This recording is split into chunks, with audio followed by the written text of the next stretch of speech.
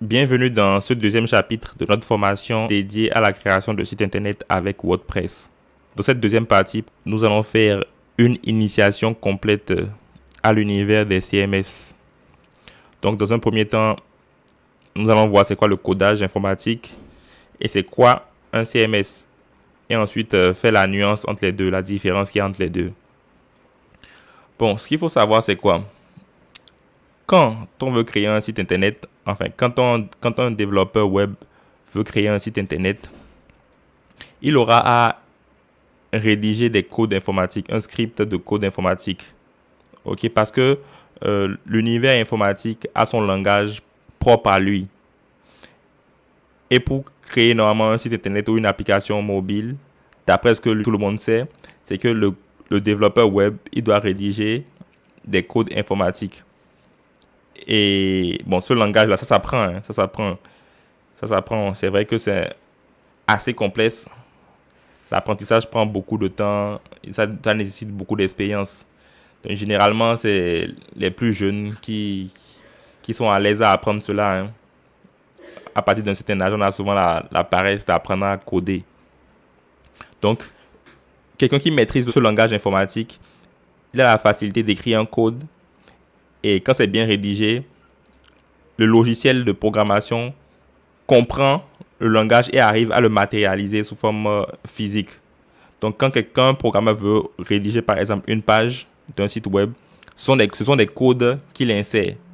Et ce sont ces codes-là qui se matérialisent ensuite en version physique. Un code, je vais vous montrer c'est quoi un exemple de code informatique. Ok, code informatique.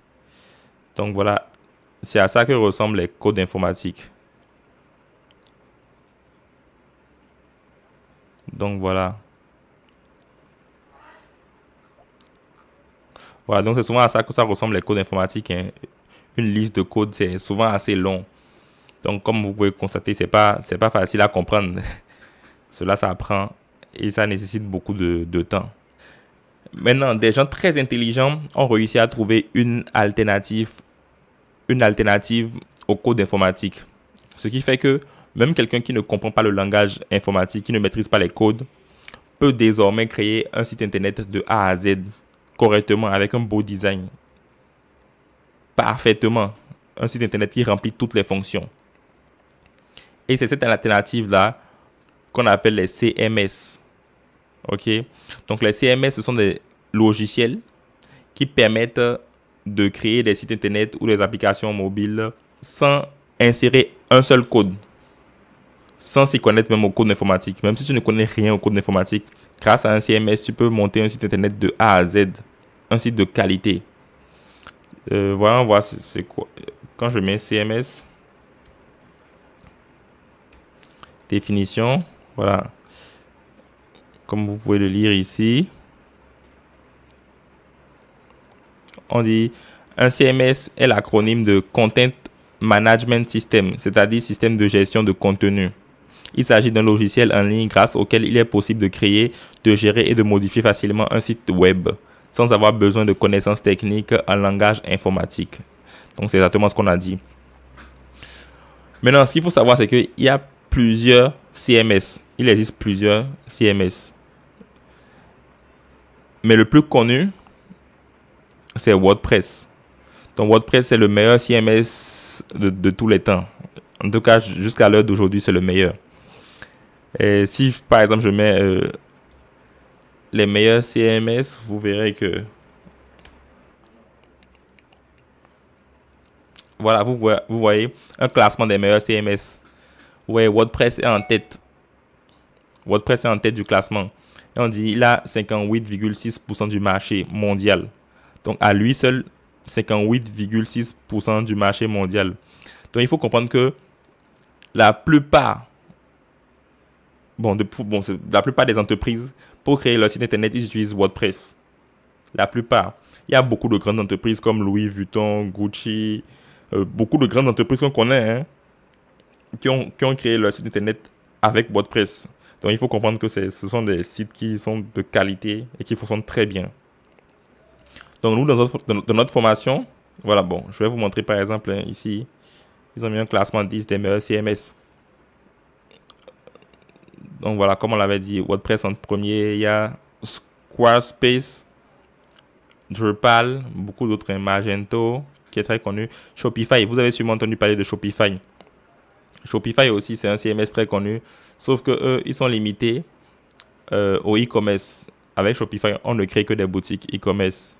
Et ce sont des boutiques très basiques. Bon, même si ça fait déjà correctement le travail, ce sont des boutiques très basiques. Alors que WordPress, ça fait tout type de sites internet.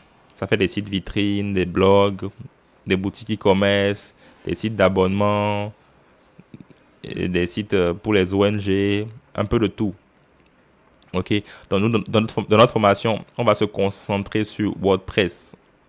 On va analyser WordPress, voir comment ça fonctionne et se spécialiser en WordPress, devenir des boss de WordPress tout simplement. Donc maintenant, nous allons voir comment installer WordPress sur un site internet. Donc dans un premier temps, pour installer WordPress sur son site, il faut d'abord se connecter à l'espace administrateur que nous a donné notre hébergeur. Donc là, notre hébergeur c'est LWS. Donc là, je me suis déjà connecté à l'espace administrateur là, à mon espace personnel. Et voilà, il y a tous mes domaines que j'ai eu à acheter ici. Donc là, ce sont les domaines que j'ai choisis juste pour des formations, hein. Donc là, je vais travailler sur maconsole.com. Ok. Donc comme je veux travailler dessus, je clique sur gérer. Et ça me redirige ici. Accès à ces panels. Donc je clique sur accès à ces panels. Et ça me ramène dans l'espace du cPanel. Donc dans un premier temps, voilà. Ici, si vous vous rappelez bien, c'est dans la partie email qu'on a créé le mail professionnel. Donc c'est ici, il y a les comptes de messagerie. Mais nous, c'est pas ça qui nous intéresse. Nous, on veut installer WordPress. Donc on cherche logiciel. Puisque WordPress, c'est un logiciel. Donc on cherche logiciel, on défile. Et là, je vois logiciel. Donc je clique sur WordPress Manager by Softaculous. Ok. Donc ça me ramène ici. Je clique sur installer pour installer WordPress. Ok. Donc voilà, installation du logiciel. https maconsole.com. Je supprime le WP de la fin. Là, ça me propose d'installer la version 6.2. Le 6.2, c'est la dernière version de WordPress à l'heure actuelle. Bon, enfin, au moment où j'enregistre la formation. Donc ici, ça me demande le nom du site. Le nom du site. Bon. Là, je peux mettre test pour la formation. Test comme nom du site. Et pour description, je peux mettre test de formation. Test pour la formation.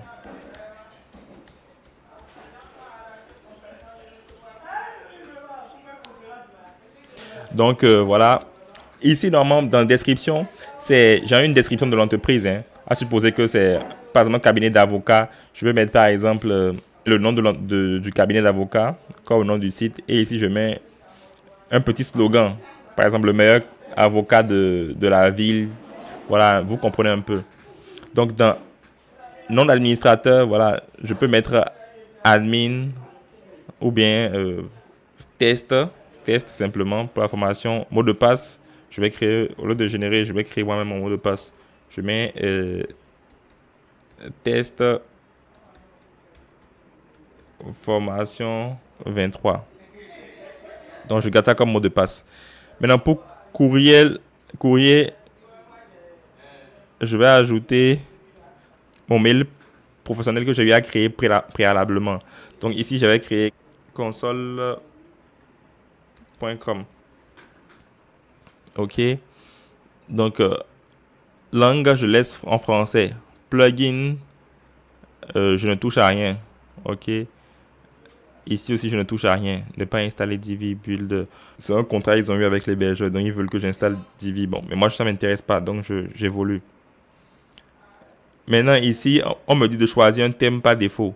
Donc, je choisis n'importe quoi. Hein, parce qu'après, une fois que WordPress est installé, on peut modifier le thème. Donc là, je choisis un truc au hasard seulement et je sélectionne le thème. Envoyer les détails de l'installation par courriel à... Là, je mets toujours mon mail professionnel. C'est quoi? C'est ma console, hein? Ouais, si je me trompe. Voilà, je copie ça. Voilà.